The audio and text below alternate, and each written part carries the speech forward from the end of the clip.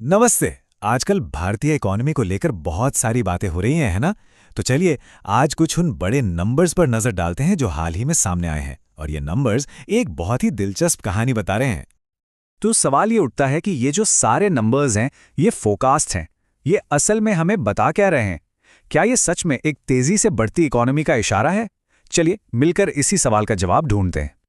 तो सबसे पहले बात करते हैं उस एक बड़े नंबर की जिसने सबका ध्यान खींचा है। 7.5%। जी हाँ, 7.5%। अब ये सिर्फ एक नंबर नहीं है ना? ये एक बहुत मजबूत सिग्नल है कि इंडिया की इकोनॉमी किस रफ्तार से आगे बढ़ रही है और इसने कह सकते हैं हर तरफ एक नई बहस छेड़ दी है। तो अब सवाल ये है कि ये 7.5% का आंकड़ा आया कहाँ से? तो देखिए, ये स्टेट बैंक ऑफ इंडिया यानी एसबीआई का लेटेस्ट फोरकास्ट है और ये फोरकास्ट फाइनेंशियल ईयर 2026 के दूसरे क्वार्टर के लिए है। मतलब उस दौरान हमारी जीडीपी ग्रोथ इतनी रह सकती है। अच्छा, तो ये तो हो गई फोरकास्ट की बात, लेकिन सवाल ये है कि इतनी तगड़ी ग्रोथ इसके पीछे है क्या? मतलब कौन सी चीजें हैं जो हमारी इकोनॉमी को इतना जोरदार पुश दे रही हैं? चलिए जरा उन वजहों को समझते हैं जो इन नंबर्स को हकीकत बना रही हैं। तो देखिए, इसका एक सबसे बड़ा कारण है हमारे कॉरपोरेट सेक्टर का शानदार परफॉर्मेंस। आप कह सकते हैं कि ये हमारी इकोनॉमिक ग्रोथ की रीढ़ की हड्डी है। और ये चार्ट देखिए, ये तो कमाल की कहानी बता रहा है।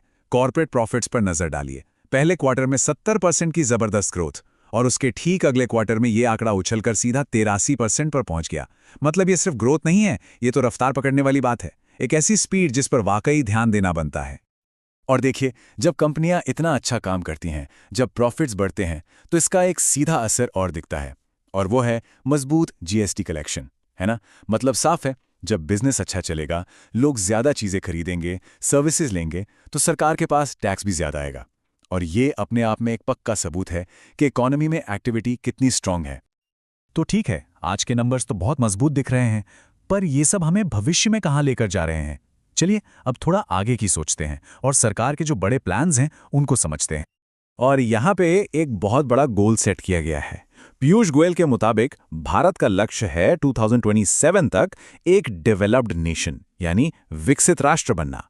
अब ये एक बहुत बड़ा एम्बिशन है। इसका मतलब सिर्फ इकोनॉमी का साइज बढ़ाना नहीं, बल्कि हाई इनकम, बेहतर इंफ्रास्ट्रक्चर और सभी लोगों के लिए एक बेहतर क्वालिटी ऑफ लाइफ अचीव करना है। अब ये टाइमलाइन देखिए, ये पूरी पिक्चर को एक साथ ले आती है। एक तरफ है फाइनेंशियल ईयर 26 का 7.5% का जीडीपी फोरकास्ट और दूसरी तरफ है 2027 का विकसित राष्ट्र बनने का बड़ा लक्ष्य। तो साफ दिखता है कि आज का ये जो फोरकास्ट है, ये उस बड़े गोल तक पहुंचने के रास्ते में एक बहुत जरूरी पड़ाव है। कह सकते हैं कि ये छोटी छोटी जीतें ही उस बड़ी मंजिल का हिस्सा हैं। तो चलिए अब इन सभी पॉइंट्स को एक साथ जोड़कर देखते हैं कि आखिर पूरी तस्वीर क्या बनती है। तो मोटी मोटी बातें क्या हैं? पहली, हमारे पास 7.5% की एक बहुत स्ट्रांग जीडीपी ग्रोथ का फोरकास्ट है।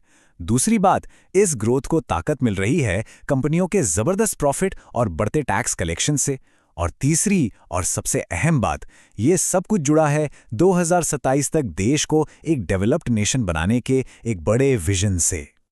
तो आखिर में एक बड़ा सवाल बचता है, क्या ये सारे इंडिकेटर्स, ये सारे संकेत भारत के इकोनॉमिक ग्रोथ के एक नए चैप्टर की बुनियाद रख रहे हैं? जवाब तो खैर वक्त ही देगा, लेकिन ये जो शुरुआती संकेत हैं, ये उम्मीद तो जरूर जगाते हैं और ये एक ऐसा सवाल है जिस पर सोचना वाकई बनता है।